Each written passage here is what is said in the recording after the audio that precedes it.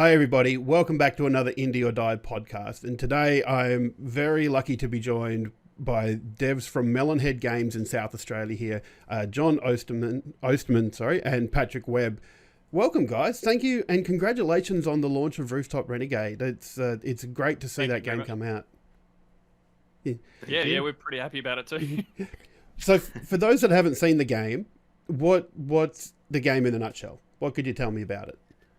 Yeah, okay, so I think I've been tagged for the elevator Mhm. pitch here, so let me give this a shot. I'm the composer, by the way, so maybe I'll put an audio slant on it. Okay. Rooftop Renegade is a futuristic speed running obstacle course game. I don't know what you want to call it.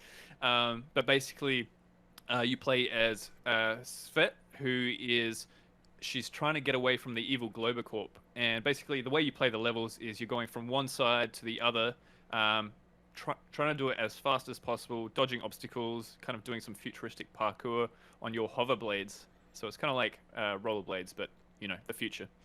The whole way you're collecting time crystals, and that helps get you power up for abilities that you can, blink through time or become invisible for a little bit. A few different abilities there, and trying to escape the evil Globocorp truck that is chasing you the whole time. One of the big things we say about the game is that it's kind of geared towards speedrunning, and we've talked with a few people who have played it since it came out and found that some people are finding it's kind of one of those games where you just need to try one more time and try and better your score. So we're hoping that everyone enjoys this, but we're also really eager to see people's videos, people trying to finish the courses as fast as possible because that's what we designed the game for. Yeah, can definitely confirm I've been sucked in by that. Just that little bit extra to get that S rank. I'm quite capable of getting all the A ranks, but just that S rank needs that little bit extra oomph to try and get through it. So, Patrick, you've been around the project since the start. Could you give us a little history about how it came together? Absolutely. First, I have to give a shout out to John. He's a local radio host, so getting him to do the pitch of the game is always a treat. The game itself, though, we started in 2018 at the Global Game Jam, and that week was honestly like crazy for everyone. I was actually moving house at the time, right beforehand, and the entire team was doing a pre-uni course to get an entire subject out of the way in the first month before uni started, so that we only had 3 subjects during the term and we could work on our studio. And we made this game in 48 hours, and we made a multiplayer prototype, and we just thought this is the game we have to make first. And then we decided we wanted to get it on all the platforms, and we managed to secure that with the platforms. And suddenly the goal was multi-platform release. And we stuck with that goal right till the end. I'm very impressed that you've gotten this release simultaneously on the Switch, on the Xbox. I think Xbox One, isn't it? Not Series X. Yes, so we're Xbox One and PS4. However, we have snuck in a few graphical tweaks for PS4 Pro and Xbox One X. So if you do play it on a PS5 or a Series X, it will be better than the base consoles. That's good. And also on PC through Steam there as well. And just that simultaneous release. You see, even big games can't manage that. Like recently, Hogwarts Legacy has the back gen ones that are 3 months down the track. So it's a huge accomplishment to get those games out and on the simultaneous release. And amazing to see that. One thing I've noticed, you've received a couple of grants, and I'd like to talk about this because I feel like it's the road that games need to go down these days. And you've received the Epic Games Mega Grant and the South Australia Film Corp Games Interactive Fund grant as well. So that's given you a leg up to do this because we were saying you started at the Global Game Jam in 2018. That's 5 years ago, and 5 years of having to work and toil on something without getting income. So how important were those grants to you to move forward with the game? They were absolutely huge. I mean, early on in our studio's life, we actually did take on some contract work on the side. And that helped us bring some funds into the studio, doing some 3D work in Unreal Engine for some other companies. However, it did mean that we were working on skills and projects that weren't related to game development. And so it was, good for us to keep the lights on, but we were doing things that, weren't why we started the studio, weren't what we wanted to do. So we actually applied for the mega grant, and the first time we got it, the first time we applied, we didn't actually receive the funding. And we got some really good feedback from that, and our application just wasn't up to scuff. It was our first time trying to do that kind of paperwork and trying to plan our production, and we asked for too much. Our project was way too ambitious, and we had to just really get some feedback and advice that would make our pitch a bit more realistic. And then we went for the South Australian Game Innovation Fund, and that was the first fund we successfully received through the Film Corp. And that process and actually receiving that funding helped us reapply for the mega grant and receive that funding.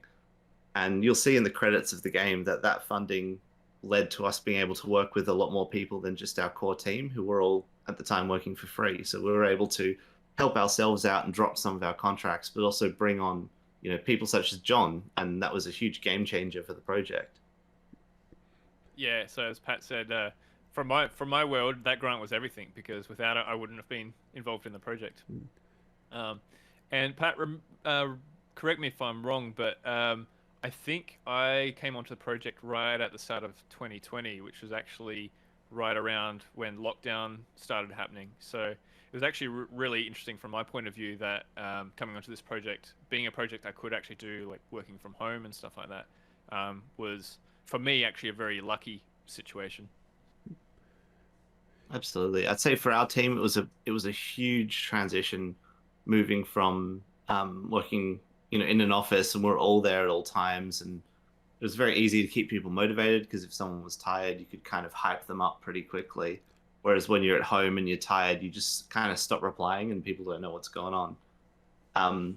But working with you, John, like bringing you on right before, I mean, luckily we were at a live event where we actually met you and were able to have a chat just out of the blue, and then suddenly you were on the project. It was like I just woke up the next day and you were there.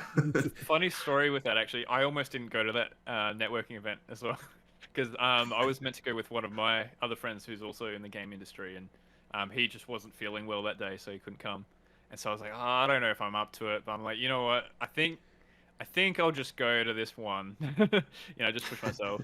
And that's where I met the Melonhead guys, and I think this is probably worth knowing, because I've had people ask me about, how do you do networking events and stuff. And in my experience, is you go there not to get on a project straight away, but you go there to meet people who might become, friends, and then you kind of get on projects like that.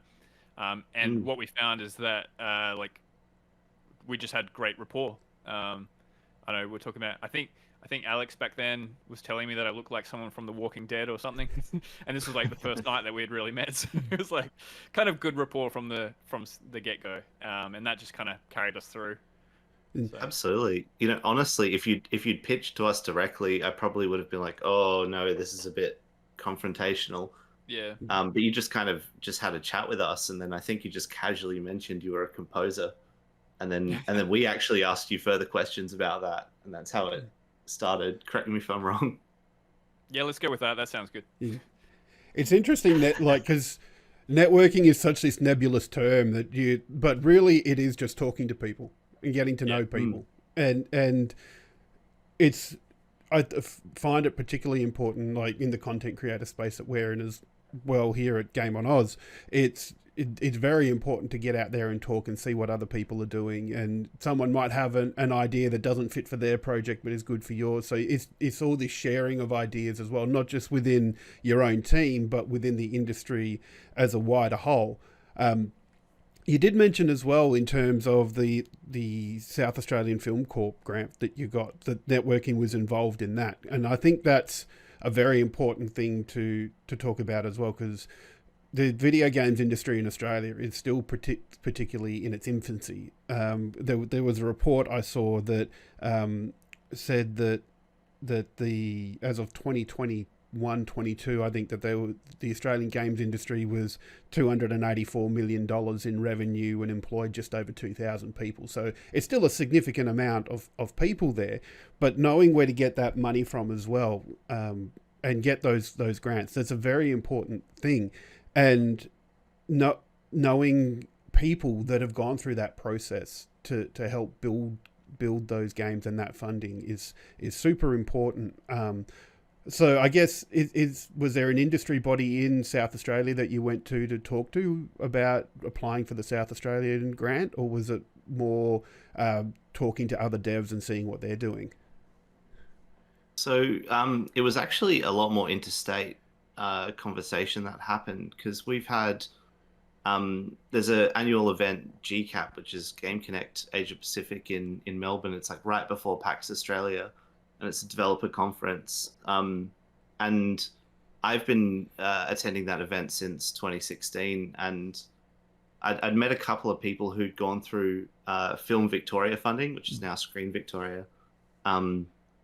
And so they sort of knew the way to have conversations with this film corporation. And like with the South Australian Film Corporation, this was their first games fund. So a lot of the terminology and things like that were all written towards applying for a film as opposed to applying for a game.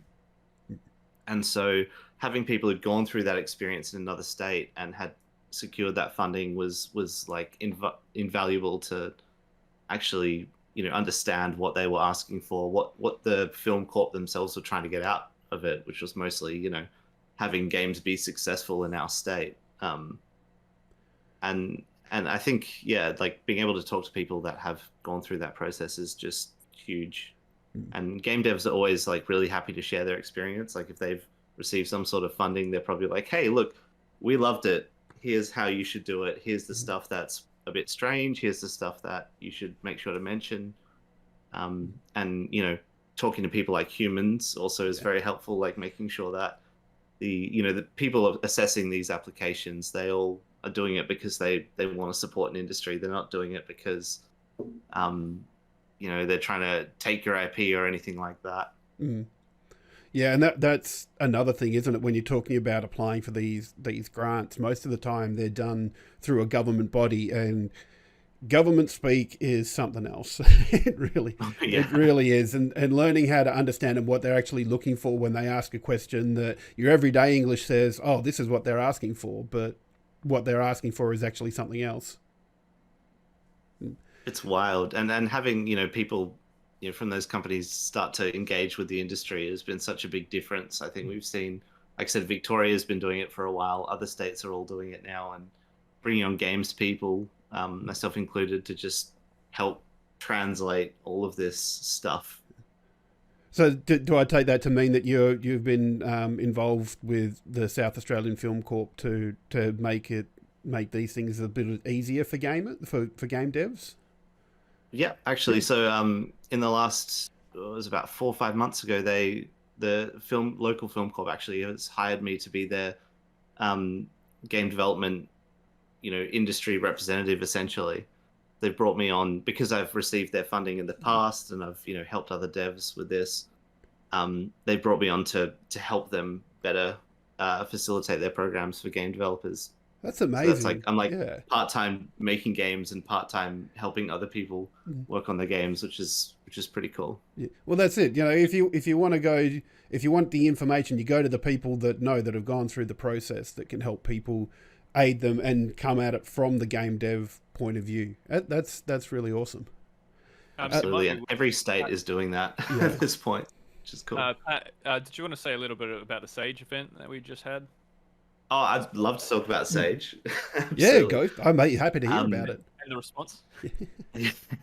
So a week ago, we held this event called Sage, which is the South Australian Games Exhibition. And essentially the goal of that event was to take something like PAX Rising or AvCon Indie Games Room or those kind of events and put it in a location that's just about the indie games, have it free to attend for the public.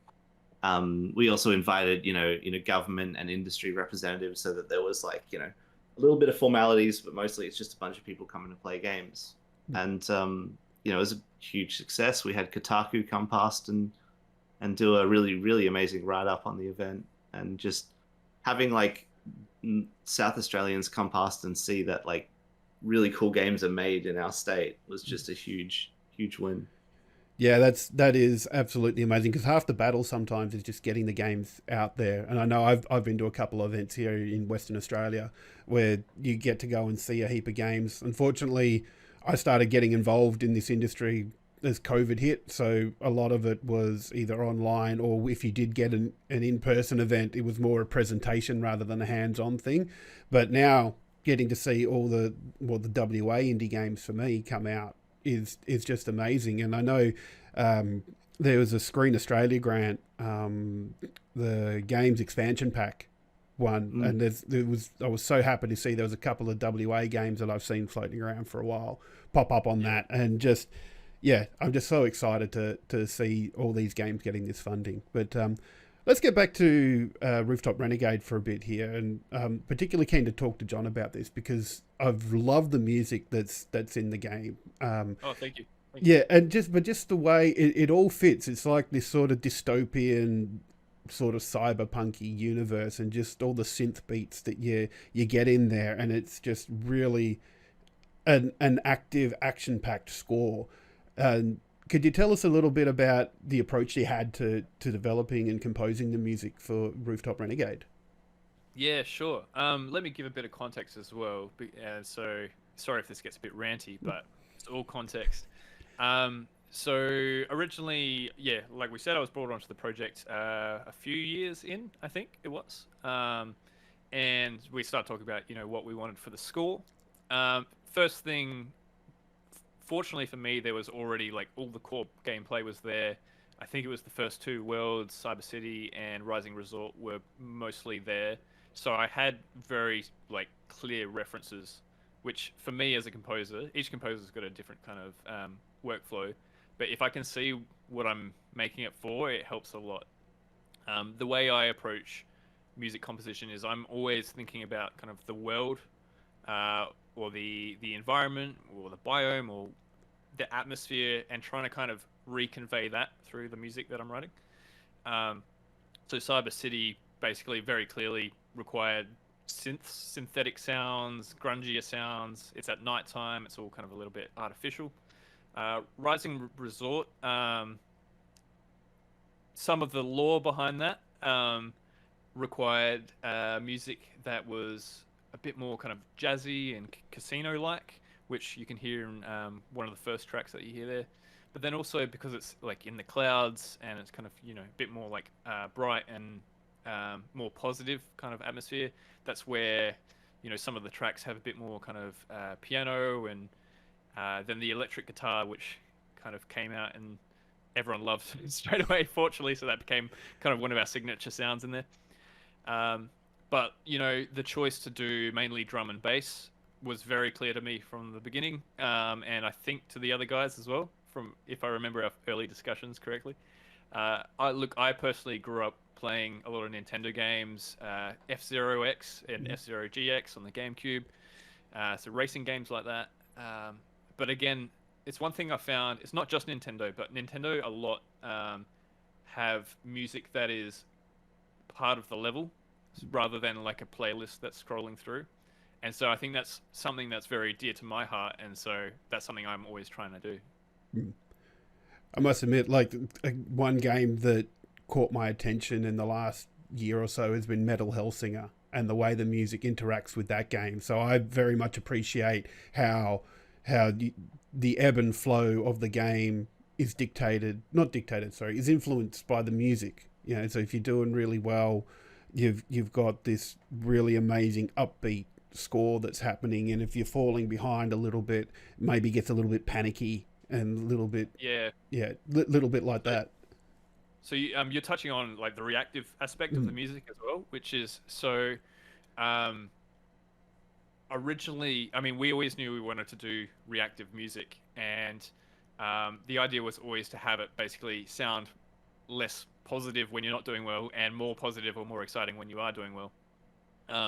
But originally we had a system that was kind of a 2-track system where you had kind of like a bad track and then a good track kind of thing. And this is not just this project. I've experienced this on other projects.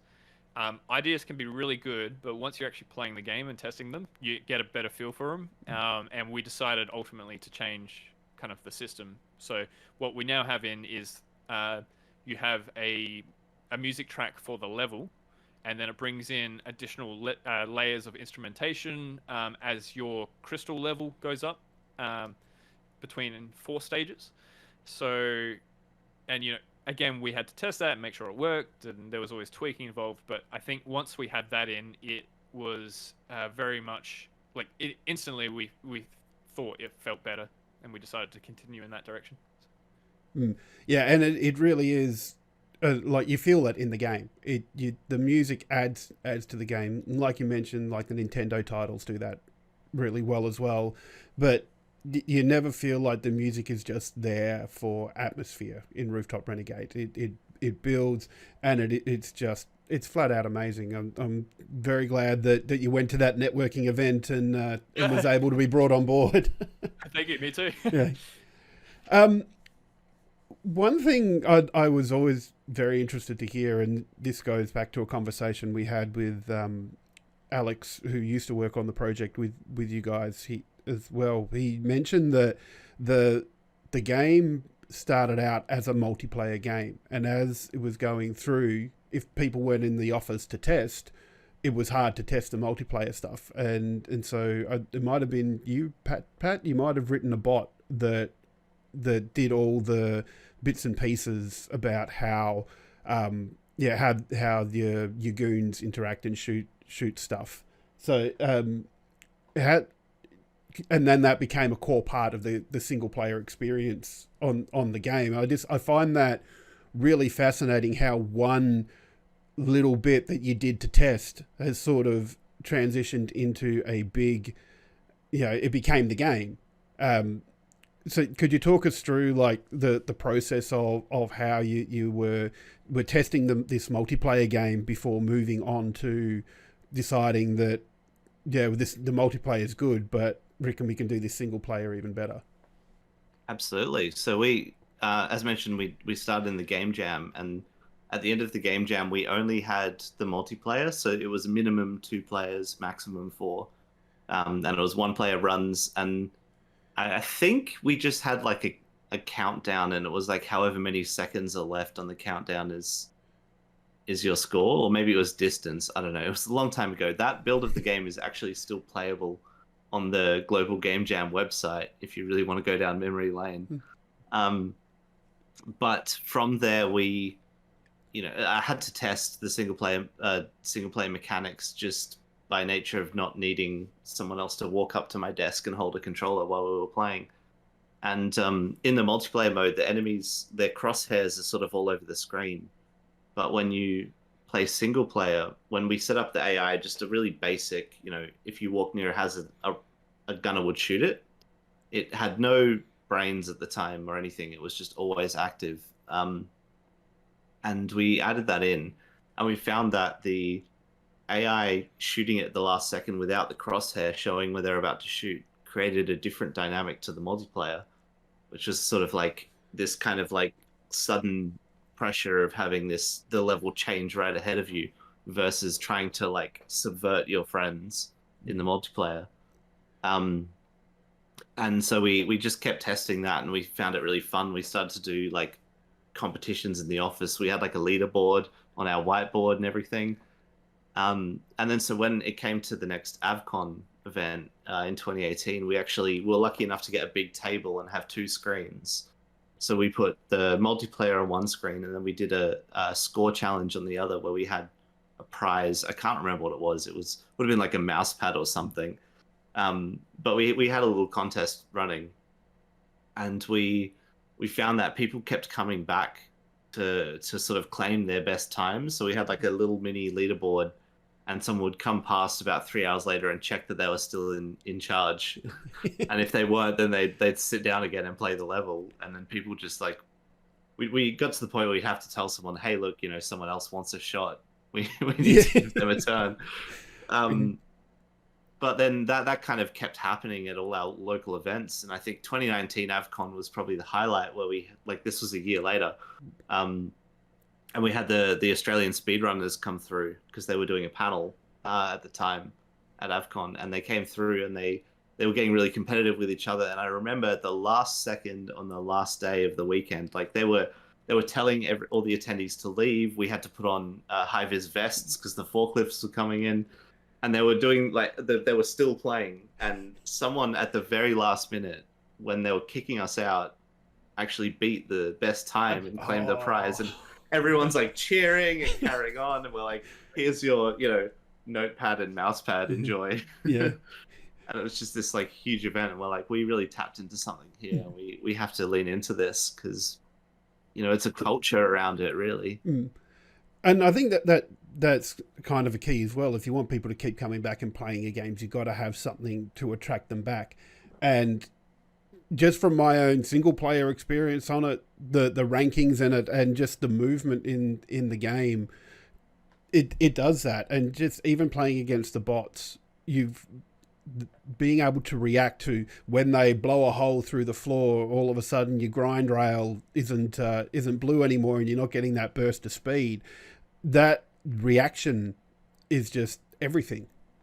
And it makes it fun because no run is going to be the same. It's going to have different things that you have to react to there. One thing I did want to touch on, because it's one thing I noticed, is that with this release going across multiple consoles, there's no online multiplayer. That is honestly, knowing how hard it is to get online multiplayer, and especially cross-play multiplayer together, and getting these different systems talking to each other, I'm not hugely surprised, if I'm being honest, because it is a huge amount of work. Could you talk us through some of the decision making, and was online play ever on the table for it? Absolutely. I'd say that was the biggest decision we've made throughout the course of development. And ultimately it came down to a pretty simple decision, which was that we're a new studio. This is our first game, and the complexities of online multiplayer, as you mentioned, are huge. This could have been an extra, 2 to 3 years of development.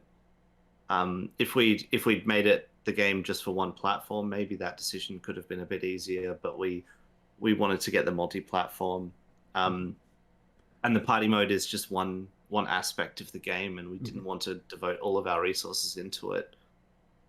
As far as like leaderboards and online connectivity in that regard comes into it, we found that in the larger speedrunning communities, they tend to use external systems to keep track of that. And anything that we could create would be subject to hacking and cheating and all that kind of thing. So we thought we'd have the community facilitate their own competitions, and we would support that, and we'll have that on our Discord if that's what the players are into. But yeah, the decision was just a technical thing. It was a very ambitious project from the start, and online multiplayer would double that. It's probably worth mentioning as well, for people who have played the game and seen the generator mode. Part of how that works is you randomly generate a course, but this is based on a seed, which can be a few characters or a phrase or whatever. You can share that seed with anyone else, and it'll generate that same course for them. So if you're doing generator mode and you find a course or create a course that you really like, and you get a time and you want to compete against other people, you're just sharing basically that phrase, and they'll do that same exact course then.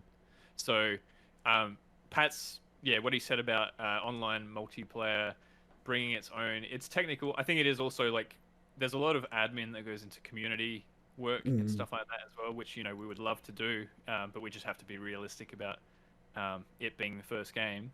But there is definitely stuff there to incentivize sharing kind of what you find in the game and how you're doing in the game. I'm glad you brought up the generator mode, because I absolutely love that feature. It's just it's such a small thing to a player, but being able to generate a seed and say, cool, this is the one that I've run, this is the way that I really love the level to appear, and then sharing it with your mate and going, here you go, have a go at this and tell me what you think and whatnot. That's just that extra little bit that it's a nice little added touch. And I'm guessing it's kind of procedurally generated. Is it based on the text string that goes in? Yeah. Yeah. Yeah. So the short version is we have these very, very small little slivers of level, almost like puzzle pieces. And the text string, basically what you type in, will arrange a huge assortment of those pieces based on what you put in. It will change how many gunners there are, what weapons they have, and everything about the level. But it will, if any player types in the exact same string, it will always build the same level. That's amazing. Absolutely love that. So I think that'll be about it for now. We'll wrap it up here. Once again, I want to say congratulations on the launch of Rooftop Renegade, which is out now on wherever you game. It's there, available. I've got it on the PC. I'm even thinking about picking it up on the Switch just because I love the couch co-op aspect of the Switch, and I just think that would be amazing, having everybody sit in the same room. So don't forget, go pick it up wherever it is. Thank you so much, Pat and John. It's been a pleasure having you here. Yep. Can I just add, the soundtrack is also out, came out the same day, and that's out across all streaming services, or Steam, or Bandcamp, if you want to pick that up as well. So I'm so glad you mentioned it. It's totally slipped my mind after talking up how good the music is. And I also love when games release a soundtrack on the side as well, especially when they've got such banger tunes on it as Rooftop Renegade. About it too, so that's why we did it. Oh, yeah. Awesome. Thank you very much for having us, Jim. No worries. Catch you later, guys. Catch you later. Bye.